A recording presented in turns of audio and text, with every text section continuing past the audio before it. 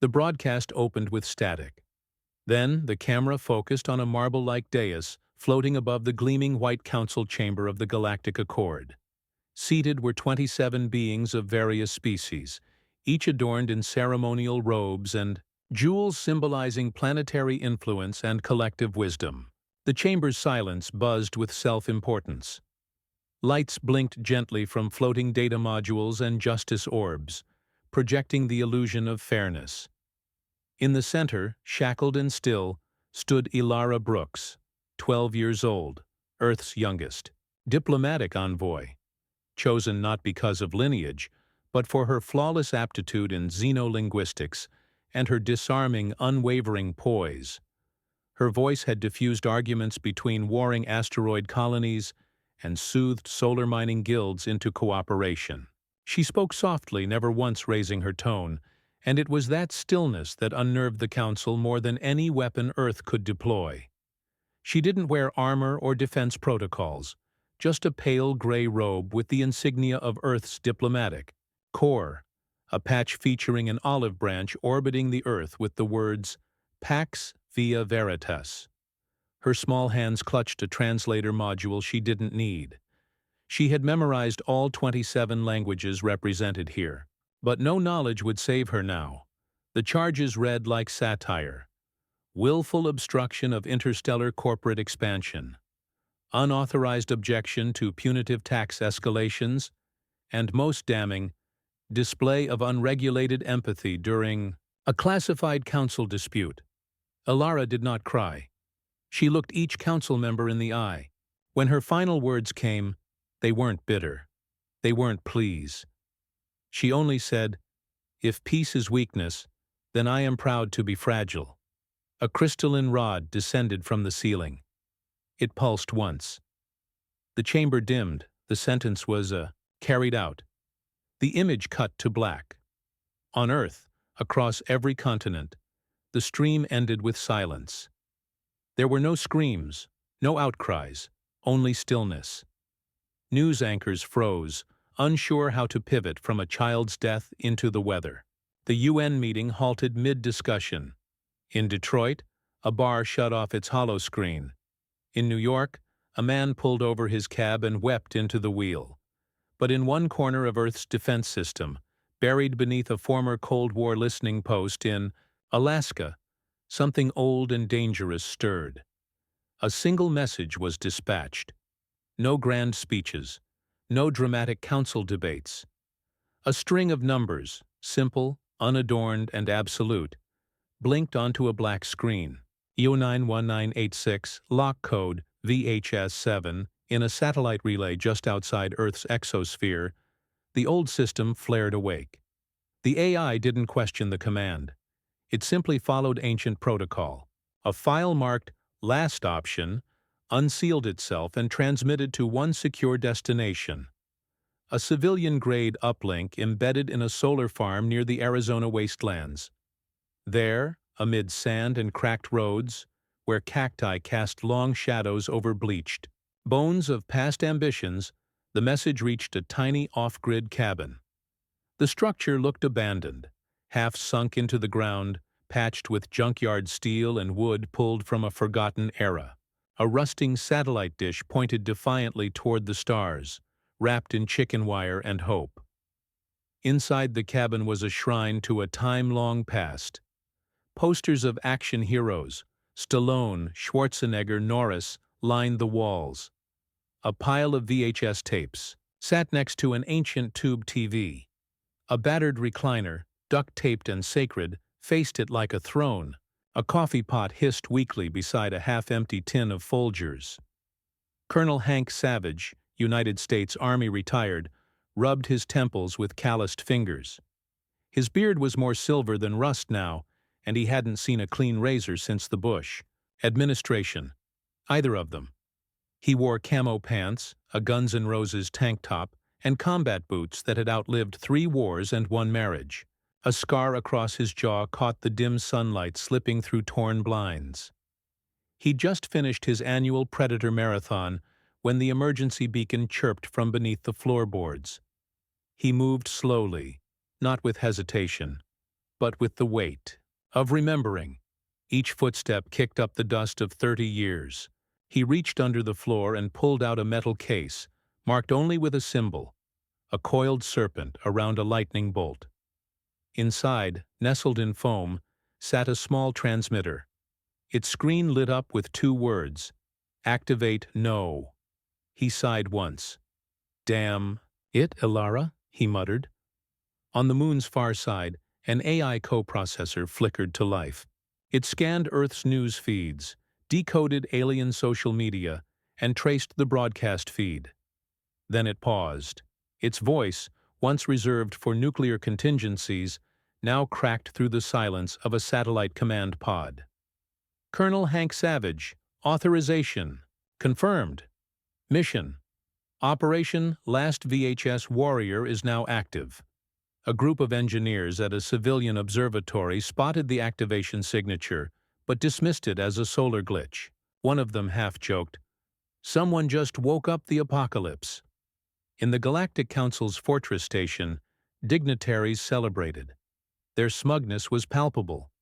One delegate from the Geldari species clicked its mandibles together. "The humans always hesitate. They fear escalation." Another, a smooth-skinned Thark's diplomat, grinned.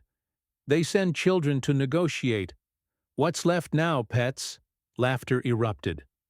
Hollow and cruel. The footage of Ilara's final moments went viral on alien networks. Her soft voice was overlaid with dubstep tracks. Parodies of her death spread across 7 systems. A beverage company marketed a drink called Human Tears, sold in clear packets. What the Council didn't realize was that Earth didn't scream because it was broken. It was preparing. In Nebraska, a corn farmer unearthed a cache of old colds, war weapons, perfectly preserved.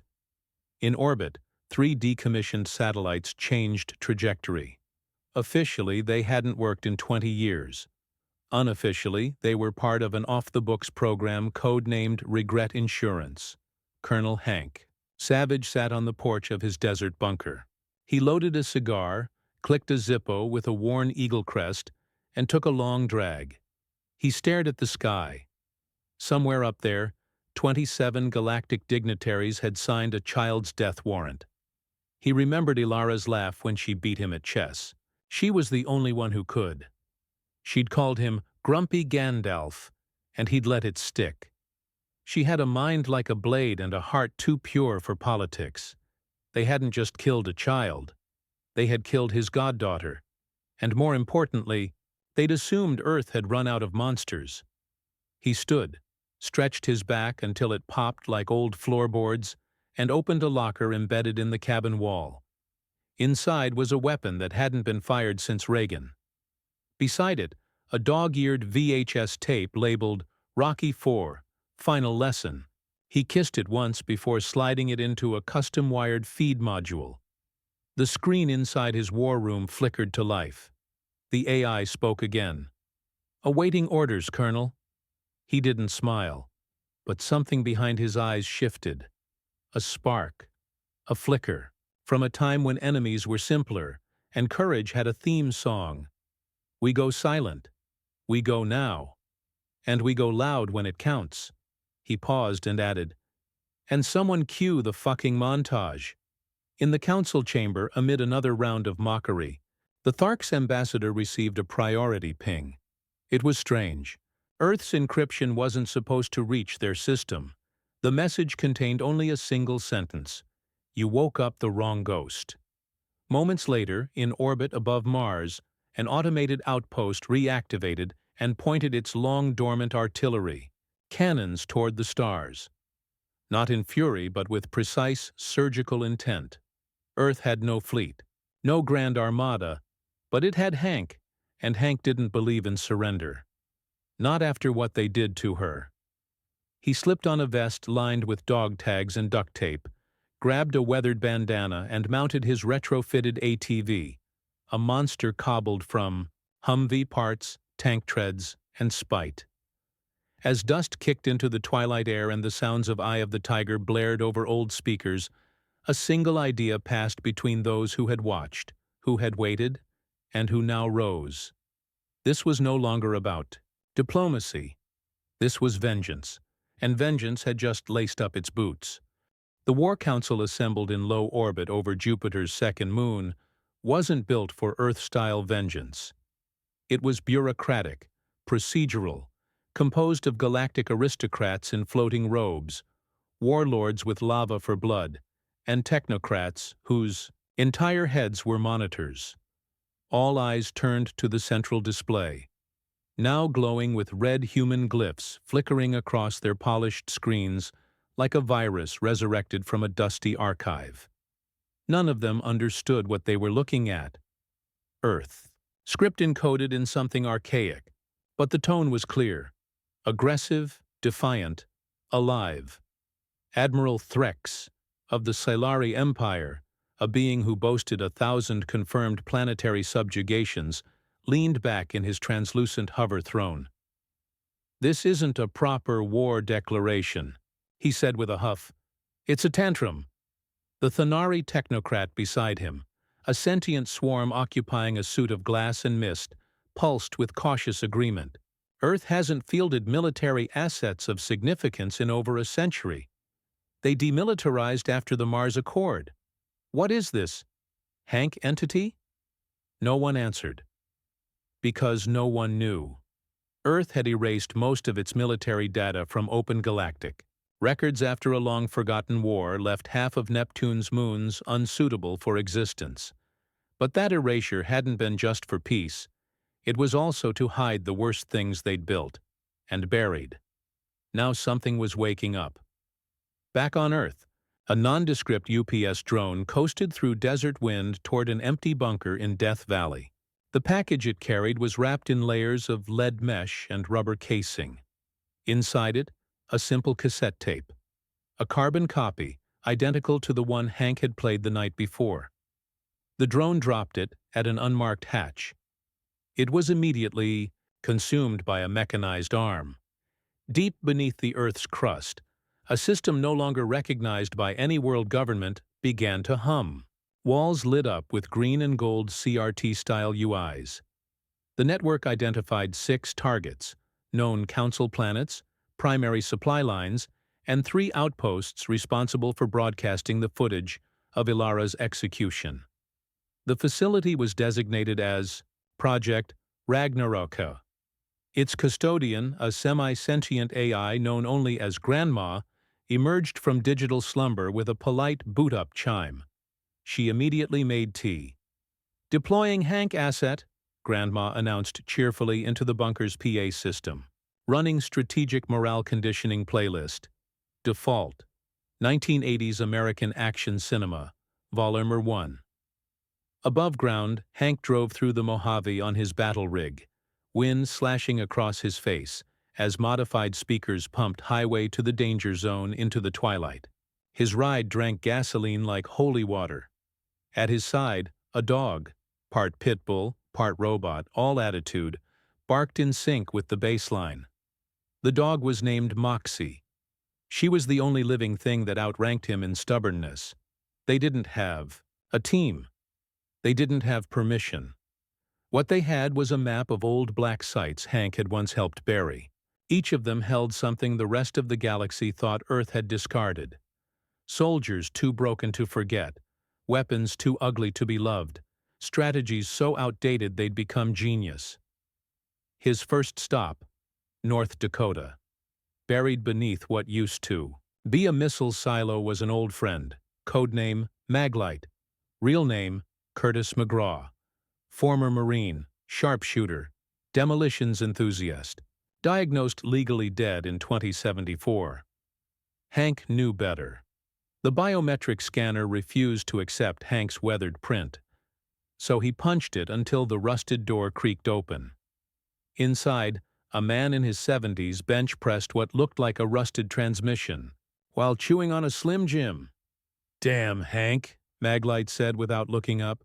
"Thought you died of cholesterol." Hank smirked. "World's ending. Figured you'd want to burn something." "Say less."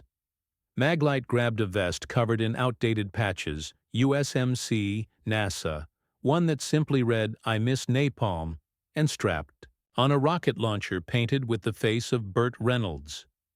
Within hours, they hit the second site in Colorado. There, crouched in a cave fortified by scrap metal and comic books, was Theo Static Raymond, former NSA hacker turned anti-satellite. Ghost. Static had lived off-grid since the Great Algorithm Uprising of 2061. They found him building a drone army out of old microwaves. "Council killed Ilara," Hank said. Static blinked behind aviator goggles. "They killed her?" "Broadcasted it. Those slick-headed, binary-sniffing, tentacle-snuggling excuses for intelligent life." Static spat into a bucket of solder. "We're building a team. You had me at murdered child Diplomat." By the time they reached Nevada, the four of them had established a formation the Council hadn't seen since the late 21st century. A rogue Earth unit operating under no flag, no oversight, and no mercy. Their objective wasn't diplomacy. It was eradication of fear, the kind Ilara had faced alone. The Galactic Council tried to ignore the ripple. They sent memes, spun stories about Earth's insanity, called Hank and his crew primitive cosplay terrorists. They assumed the threat was philosophical, until Outpost GR-77 vanished. No alarms, no signals, just silence. The station had served as a relay for Council propaganda, especially the Ilara footage remix loop. One moment it blared dubstep mockery. The next, it simply disappeared from the grid. Surveillance footage showed a projectile too fast to be natural, too slow to be plasma. When reversed and enhanced, it revealed an image burned into its surface, a VHS cassette and a middle finger. Panic spread across Council factions. Some called for full retaliation. Others dismissed it as coincidence. Then Earth's ambassador to the Galactic Council returned. Except Earth hadn't sent one. The individual walked into the chamber uninvited. No ID, no paperwork, no entourage. She was tall, lean, and wore a jacket made from shredded flags of every nation that had betrayed Earth during its withdrawal from galactic affairs. Her boots left scorched prints. Her eyes, augmented by tech, centuries outdated, glowed with static. "I'm the interim ambassador," she said, flipping a coin she never let fall. "Earth heard you lost your spine and figured we'd lend you ours." The Council erupted, demanded identification, legalities. She responded by pulling out a laser pointer and drawing a smiley face on the Supreme Arbiter's ceremonial crown. "This isn't a debate," she said. "This is a reckoning." That night, Council members received personalized messages. Handwritten, ink on parchment. Each message said the same thing. "You let her die. You mocked it. Now you will be studied." Colonel Hank Savage and his crew had no illusions. They were outnumbered, outgunned, out-teched, but they weren't out-hearted. While the galaxy evolved algorithms and automated peacekeeping drones, Earth had perfected chaos. The chaotic good kind, the messy, boot-kicking, last-one-laughing kind. And now the crew was complete. Hank, Maglite, Static, the ambassador, codenamed Cassette. Each carried a fragment of Earth's forgotten past. Each had buried people they couldn't replace. Each had waited too long for justice that never came. And each of them knew this wasn't a rescue mission. It was a message. The ambassador activated an ancient relay, code-locked in Hank's voice print, and every remaining Earth satellite lit up like a Christmas tree with one command. Phase 1. Nostalgia. Reignited. Council sensors detected shockwaves from Earth's moon. Not explosions, not weapon tests, just music, AC/DC, Van Halen, Metallica, Survivor. Old frequencies flooded the stars. Planetary defense systems malfunctioned, overloaded by unfamiliar rhythms. Peacekeeping drones began dancing. No, literally, dancing.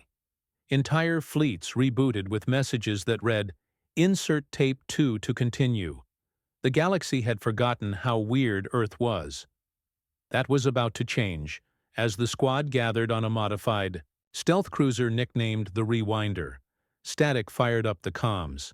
Next stop, Council Headquarters. Maglite smiled without teeth. Bring your popcorn. Cassette locked and loaded what looked like a boombox, but hummed with neutronium energy. Let's go teach 'em how humans do customer complaints. And Hank?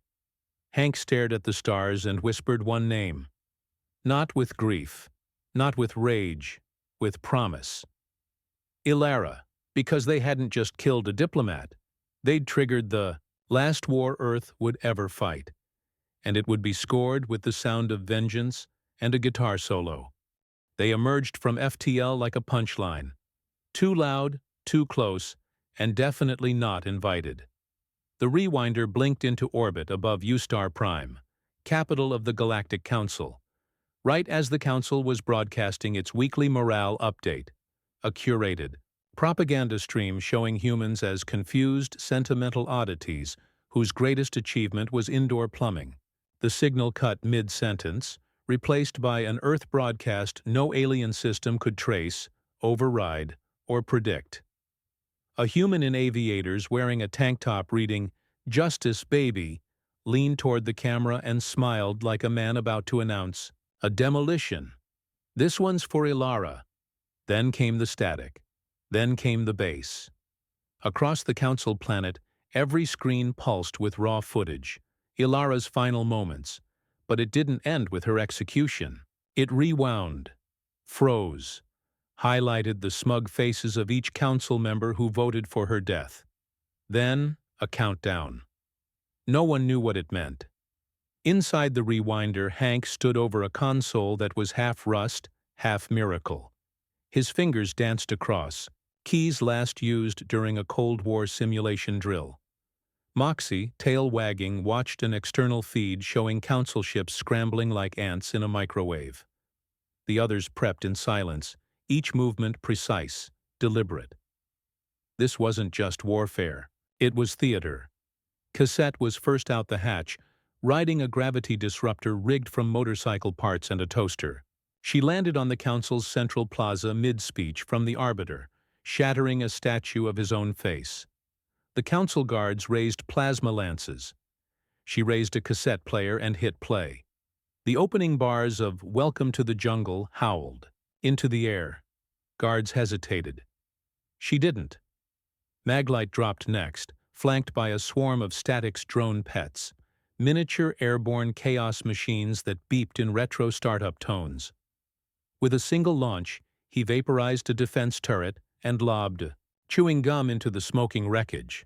10-second delay, he muttered. Classic. From the shadows, Static infiltrated the Council's data tower. Cloaked in an electromagnetic field built from kitchenware, he moved like a rumor through the server halls. His mission wasn't destruction. It was humiliation. And his fingers, cracked and fast, knew exactly where to squeeze. Across Ustar Prime, banking networks rerouted to pizza parlors in Cleveland. Government systems were flooded with gifs of cats knocking over monuments, and every door on the capital's most secure prison opened in a domino wave. Most prisoners didn't even run. They just laughed.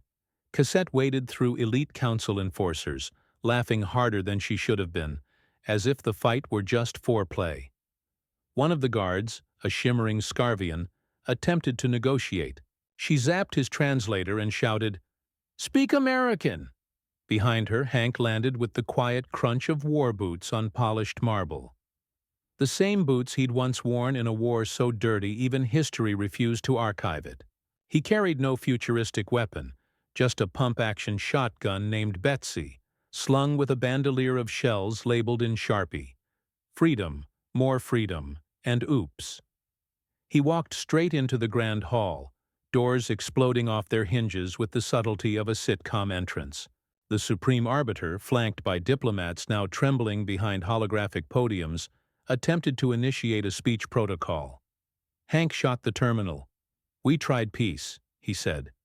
"You tried threats," the Arbiter snapped, voice squealing into feedback. You tried killing a kid, Hank corrected, voice low. You tried making it look noble. We enacted justice under... You enacted a mistake. Now we're here to show you how Earth handles mistakes. Outside, Cassette broadcasted a live feed of their assault. Not to Earth, to the galaxy, aliens across hundreds of systems, long-fed council doctrine that humans were irrelevant relics, watched in disbelief as Hank's team dismantled the most protected government in the stars, using tactics lifted from history's most ridiculous action films. The ambassador of the Siltkin Empire, who once described humans as clumsily passionate, watched Cassette suplex a Dovari sentinel into a fountain, while quoting Die Hard, and whispered, "By the moons, they're glorious." Back inside, Hank opened a satchel and dumped its contents onto the council's marble floor. A dusty relic spilled out, a collection of floppy disks, CDs, and a Game Boy cartridge. "This," he said, "is the sum total of every tactic you said wouldn't work. You called it outdated, obsolete. A joke," the Supreme Arbiter scoffed. "Because it is. We've evolved past..." A disc clattered to his feet. On it, handwritten, "Psychological Warfare, Sad 80s Songs Edition." Hank grinned. "Let's see how evolved you feel when your entire planetary defense grid sinks to total eclipse of the heart." Council security tried rebooting the defense grid. Static had rewritten the language protocols. Every interface now required commands in Pig Latin, and was password protected by obscure Simpsons trivia. They were trapped, outmatched, not by force, by absurdity, by human chaos, by the cultural madness of a species that had used comedy, grief, and cheap beer as coping mechanisms for every apocalypse. Outside the chamber, Maglite disabled a hover tank by hurling a wrench through its core stabilizer. The explosion lit up the skyline like a stadium. A drone circled above, projecting his face as he turned to camera. "If you're watching this and you're not laughing, congratulations. You're the Council." On Earth, people gathered around old TVs and dusty VR sets. Nations who hadn't spoken in years called emergency meetings, not out of fear, but out of sheer national pride. The species had unleashed 4 lunatics with boomboxes and duct tape, and they were winning. But this wasn't the endgame. This was still the warning shot. The real mission wasn't sabotage, it was retrieval. Inside the Council's vault, buried beneath diplomatic archives and guarded by a psionic field, lay something Earth hadn't known existed. A file, unauthorized, stamped with a black insignia, one never approved by Earth's Planetary Union. It was a dossier labeled simply Subject 0, Ilara. Cassette found it first. Her scanner couldn't penetrate the lock, but her boot could. Inside the container was a revelation that froze even her. Ilara hadn't just been a diplomat, she'd been bait. The Council had known Earth's withdrawal from galactic affairs wasn't total. They'd intercepted fragments of transmissions from pre-Mars Accord operatives. They suspected Earth retained legacy weapons systems no other race dared replicate. Ilara had been positioned to trigger a response. Not for peace, not for punishment, but to wake Earth up, son of a... Cassette muttered. They wanted this. Back in the chamber, Hank read the same file. His jaw set. His eyes hardened. "This wasn't about fear of Earth," he growled. "This was a test run. See how fast we'd react, how deep we'd go." "They didn't just kill her," Static said over comms. "They programmed her. Every move, every speech. It was a galactic op." "And we took the bait," Maglite added, voice quiet. "Rope-a-dope? With a damn child." The Supreme Arbiter, bloodied but still defiant, laughed. "You think you're teaching us a lesson? We've already learned everything we need to know." Hank turned away from him. "So have we." He walked to the control deck and activated the last beacon in his possession, a relic embedded with old Earth coordinates, and a cipher only Grandma could translate. A voice echoed across the halls. Her voice, cheerful, precise. "Hello, children. Grandma here. Shall I begin cleaning the galaxy?" The beacon glowed. Planetary shields across Ustar Prime collapsed. Not from explosions. From a software patch written in 1986. Hank stared into the starlight, quiet. He didn't want this to end in fire. He wanted truth. Wanted the galaxy to see the ugly mechanics behind the lie. But he also knew one thing. You don't teach humanity pain and expect restraint. You don't poke a sleeping civilization with nothing left to lose and expect a calm conversation. You killed a diplomat. You bred a warrior, and now she wasn't the only one you had to fear. The countdown that had appeared on every council screen hit 0. Cassette raised her weapon. Maglite cocked his launcher. Static began humming the A-Team theme. "Phase 2, Hank said. Then Grandma whispered, "Showtime, dears."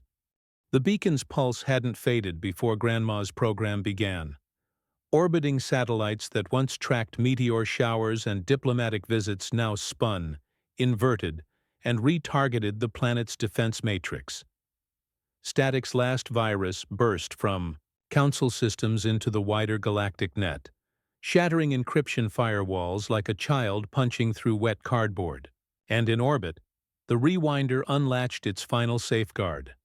A payload marked, "In case of emergency, unleash 1987. It was not a nuke. It was a mixtape. Every device across Ustar Prime, personal communicator, tactical interface, ship console, blared. The same track in perfect sync. Synth beats flooded the air. A woman's voice soared through the sky, loud and righteous. "Never gonna give you up." The galactic capital was rickrolled. The Arbiter screamed as his emergency override failed. His voice cracked through the Council's emergency comms, declaring martial law in 28 dialects, each overridden by power cords and pixelated videos of ancient humans dancing in trench coats. It was a mockery so complete, so culturally out of context, that thousands of species took it not as a declaration of war, but as psychological domination. The irony wasn't lost on anyone. Earth had never officially declared its return. It just sang it. Hank led the team through the eastern hallways of the Council complex, dodging security patrols now too confused to engage. Most of the enforcers had removed their helmets, unsure if this was a simulation, a prank, or the second coming of Earth's marketing division. The walls flickered with overlaid VHS static, disorienting for beings used to pristine holograms. Moxie, now loaded with miniature grenades, zigzagged between confused guards, dropping firecrackers labeled "Diplomatic Dialogue." Cassette blasted open the vault room with the grace of a sledgehammer in a glass factory. She didn't speak. She just laughed, kicked the console, and ripped out a glowing drive the size of a toaster. It held the Council's entire strategic doctrine, 1,000 years of manipulations, misdeeds, and buried records on every species they'd ever double-crossed. "This," she said, tossing it to Hank, "is how we flip the damn board." Hank caught it, jaw tight. The drive wasn't a weapon, but it was more dangerous than anything they'd brought. With this, Earth could prove that Ilara hadn't been an isolated mistake. She'd been the blueprint. In the sky above, the Rewinder launched auxiliary drones, not with guns, but with data projectors. They didn't destroy. They delivered context. Every major alien city began receiving edited footage of the councils. Hypocrisy, trials rigged, treaties broken, colonies stripped of resources, intercut with montages of humans dancing, failing at cooking, singing karaoke, and petting cats. The juxtaposition wasn't accidental. The message was simple. You've underestimated us. While Cassette rerouted internal defenses to fire confetti. Instead of lasers, Maglite made his way to the Council's power core. The core wasn't just energy, it was symbolism. A self-sustaining fusion pillar built in the shape of their founding crest. He opened a hatch, pulled out a candy bar, and wedged it between two oscillating fins. "Thermodynamics versus nougat," he muttered. "Place your bets." The fins jammed. The core began to stutter. Lights dimmed across the council tower. In the chamber above, the arbiter made his final plea. He stood before his surviving allies, robes torn, voice ragged. He argued that Earth was a threat, that humanity had no place among civilized powers, that their humor was toxic, their unpredictability lethal. But one of his own advisors, Vrexil, a translucent jelly being who'd always admired Earth's sitcoms, raised a tentacle. Respectfully, Vrexil said, "I think they're just better at being alive." The arbiter shrieked and lunged. He was tackled by two Scarvian guards who'd once voted to invade Earth but now owned signed Back to the Future posters and debated over pizza toppings like philosophers. Galactic unity was unraveling, not from violence, but from a human concept no species had fully understood: ridicule. Outside, resistance collapsed, not from force, from fatigue. You can only fight so long while your boots play sitcom laugh tracks and every laser sight draws mustaches on your helmet. Ships fled orbit. Some simply landed and surrendered. A few even joined the humans mid-battle, yelling movie quotes like converts to a cult they didn't understand but desperately wanted to believe in. In the sky, Grandma's voice returned. "Council authority is null. Galactic reset imminent. Please stand by for therapeutic playlist." And then came Whitney. "I want to dance with somebody," aliens cried. In the command room, Hank uploaded the Council's incriminating archives to every known public channel. He didn't bother with an intro. He let the files speak. At first, there was silence. Then, a million voices reacting in 1,000 tongues. The galaxy wasn't dumb. It was exhausted, and Earth, bizarre, chaotic, maddening Earth, offered something no empire ever could: relatable rebellion. When it ended, Hank stood alone at the tower's summit, watching the horizon burn with light from liberated outposts and fireworks hacked from Council satellites.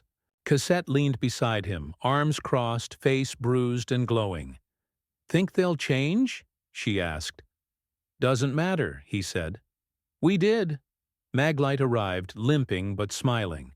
Static popped in via holo, holding what appeared to be the Council's AI assistant, now reprogrammed to give therapy in Mr. Rogers' voice. "Earth's back," Static said. "No," Hank corrected. "We never left. We just got quiet." "And they thought quiet meant weak," Cassette said, grinning. "They always do," Maglite said, "until we crank the volume." Behind them, a Council cruiser limped into the atmosphere under surrender. Protocol.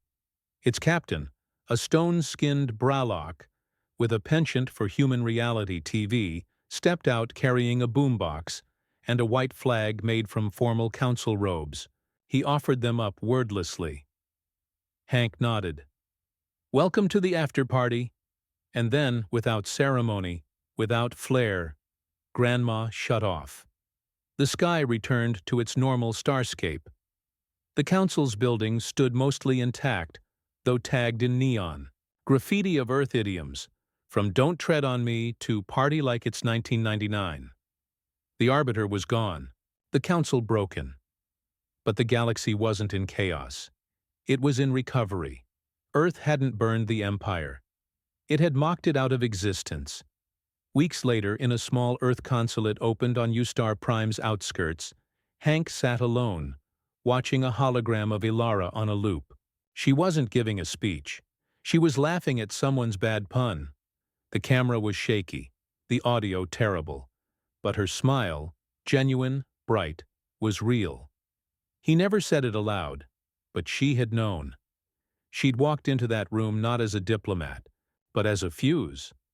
And when she was gone, they hadn't mourned in silence. They'd answered in stereo. Outside, children from 50 species played tag with Moxie. A jelly being floated overhead, playing synth pop from a wrist speaker. A grizzled old reptilian general learned to play air guitar. A new alliance was forming, not from treaties, from mixtapes, from memes, from humans who refused to die quiet. The war had never been about weapons. It had been about identity, about the right to laugh in the face of power. To resist not with fear, but with music, sarcasm, and the unyielding stubbornness of a species that once put a man on the moon with duct tape and a dream.